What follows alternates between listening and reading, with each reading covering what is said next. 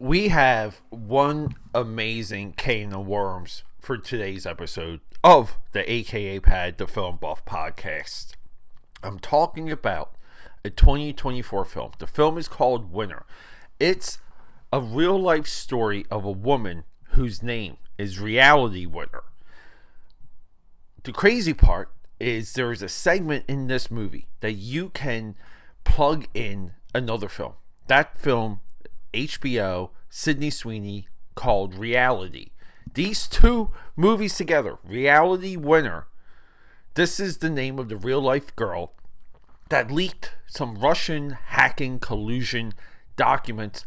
Relatively, the documents went nowhere because there was nothing. There was nothing of note in the documents, but this whole event pretty much got forgotten. But it makes for great filmmaking.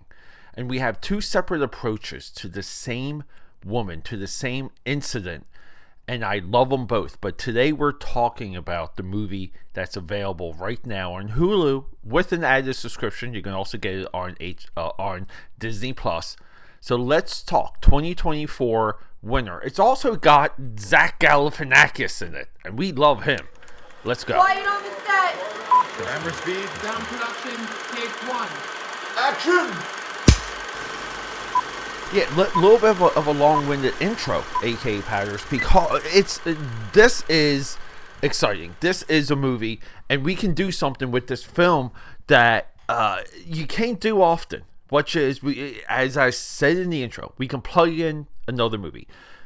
We will discuss Reality down the road, because I think Reality is one of Sydney Sweeney's absolute best banger performances.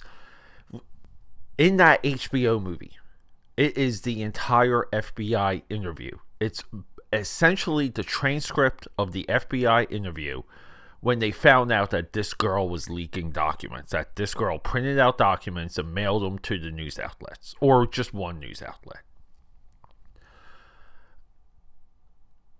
So we get a real life play-by-play.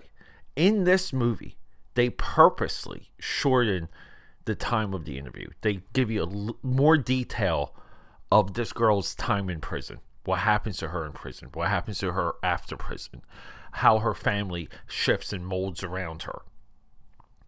I think that was highly intelligent. Now, let's just go back to that HBO show real quick. That 2023 film, it's based on a play. It's based on a play by, and I'm sorry guys, I wasn't expecting to talk about both of these movies, but a lot of times we kind of go where the wind blows when I sit down with the AKA Pad Army and discuss things with you guys. It's based on In This Room by Tina Satter. She is the director. Like I said, it's a play-by-play. You can literally stop the movie Winner, watch this movie, and then go back to Winner to almost have it act as the little bit of an epilogue. Tina is also a woman. Our movie, see, this is a little bit, I don't know why this juices me up. Susanna Fogel. So we have two women directors, two women filmmakers, molding the narrative, telling a story of essentially someone who has become a woman icon. Now, it's not as foggy, some of these things that's portrayed in this movie, what this girl did in real life. It's the Edward Snowden stuff, to me, is absolute fog and mirrors. There's a lot to dissect with Edward Snowden.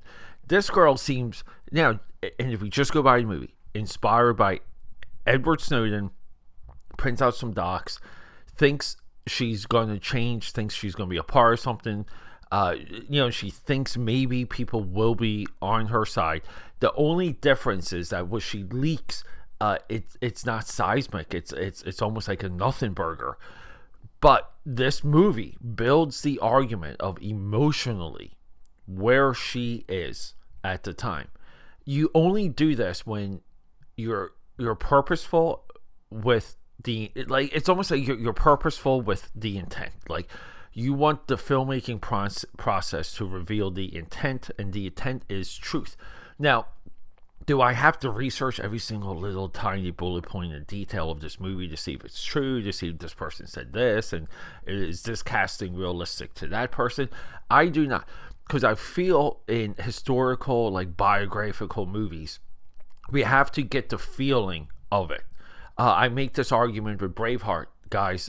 We know how inaccurate Braveheart is, but does it get us to the point where we have sympathy, we have empathy, we feel for the character, we understand their plight, and we have a tone of what it was like during that time?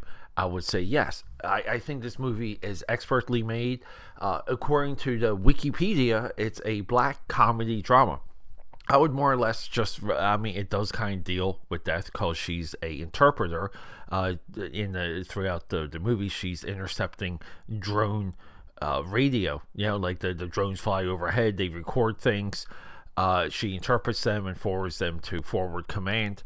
So she's kind of responsible for some death in this movie, and that's a part of her dissection. So I understand, if Wikipedia wants to classify this as black comedy drama. In my view, this movie is way more drama than it is comedy. It has a lighter tone, but the tone a lot of this is the narration, and it's Emilia Jones. This is who plays Reality Winner. Her performance in this is absolutely phenomenal. You will not believe you almost believe she's just walking on set and being herself, and she's not being a character. Her narration throughout this movie, because it's a little bit third person, it's absolutely there. We have these montages that I absolutely love, where she develops like a penance for her sins, and she, like, essentially, and I think this is where it's a lot of this movie, it's almost like a bad commercial for CrossFit. We know that I knew before I saw this, and I knew before I watched the Sydney Sweeney characterization of her as well, that this girl was a CrossFitter. That's just I don't know where I picked up that fact. It's just something that was in my brain. But she develops almost like a CrossFit mentality. CrossFit's almost like a perfect fit for this girl. And, she has to do reps. She has to do distance. She has to do cardio and weight training and all these other things to make up for a drone strike, to make up for a mistake that she had made, to make up for this death. And, she would volunteer and be a part of local orgs. And in a way, the way how this woman lived her life, it makes you want to volunteer. It makes you want to get involved. It makes you think you should get involved. And honestly speaking, after seeing this movie and realizing that within myself, and I get it, we don't get paid a lot. We don't, for the podcasts and the things you guys see on live stream and YouTube, there's money and opportunity that come in, but it's not anything of a substantial nature. But I feel like, for film, and what we do here for the Film Buff, I feel this is a public service because there's so much bad conversation around movies. I'm trying to contribute and add to that correction, and I am volunteering my life, my time, my passion, all of it. But should I do more directly involved with the community? I would say when you learn about this girl, she is the symbol for that, and I would say yes. Now, might be different for people with families. A lot of families get they will volunteer, and I can't believe I'm going on a diatribe about this, but some families will just focus on the holidays because they can all do it together. A lot of orgs, a lot of local community centers, they organize things around how families can help other families, or like all that stuff. But yeah, it does open your eyes, and I almost want to say that's the intent of making people more aware of who she was as a person. Either movie mentions her or breaks her down as a genius, which is unfathomable to me. She's able to grip languages unlike many people. And she does it right out of high school. She doesn't even go to college. But there's montages in this movie where she pays her pence. And I think they are just very well done, very well thought out. And those are the montages where we get a little bit of the humor.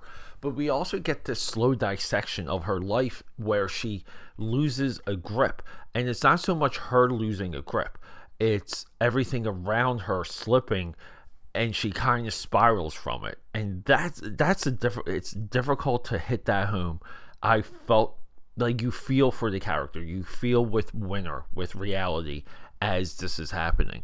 Zach Galifianakis got me to click on this. I thought the thumbnail, which I included the thumbnail or the poster or the print art that fooled me in the thumbnail for this episode. And the reason for that is the movie's called Winter. Zach Galifianakis on that thumbnail or that print art looks like a coach, and Emilia Jones here looks like a gymnast, and her mother also looks like like a sports mom. So I'm thinking, oh, is this about like a gymnast or like something? Or is it biographical if it's fictional? Because I love sports movies. As soon as the movie started going, I'm just like, oh, wow. Like, this is not, this is about that girl. And when I made that connection, that the Sydney Sweeney interview movie, essentially, reality, I was like, holy crap. And when this movie stood on its own compared to that, I said, we do have something special here. I would watch this movie and then plug in that Sydney Sweeney movie and then go back to this one as an epilogue. I think that is the absolute best way to watch it. But cycling back real quick to Zach Galifianakis, he is so sympathetic. He has a little bit of a mental disorder, and he has moments, and he has phases in this movie just as a character, and his character arc is highly significant, and you feel for him as well, which also lends to reality Winter just as a character slipping and sliding, and you don't want to see these things happen around her because it's chipping away and it's ebbing away at her. I think this movie is wonderfully, who wrote this? So Kerry Howley, who is also a woman. I really do like that these are women stacked productions.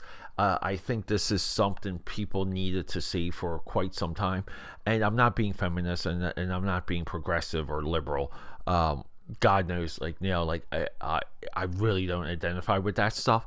But I'm okay with building a little bit of a filmography and a film catalog of productions like this to make certain statements and to form certain arguments just when it comes to film production, because I do want the notion of, when people say girls can't do film and girls can't do this and girls don't understand humor and can't do action, I do want to do a trial by fire. I want voices through the fire to emerge from that criticism to give us something, because I feel like we will get the best movies through that criticism. It's a little bit of a painful road, but if these are the fruits, big payoff, guys. I don't know. This movie's great. I enjoyed it so much. It's also Connie Britton plays, I believe, plays her mother. She is, I know from Friday Night Lights, the TV show. I think she's also the wife in the movie too. She's one of the crossover characters. Connie Britton is always great in whatever she's in. She can play a character that is black and white and sees things right down the line. But no, this movie's great. I enjoyed it a hell of a lot. Highly recommend. And I just love that we can add another movie to this, and we can get, literally get the reality Winter movie.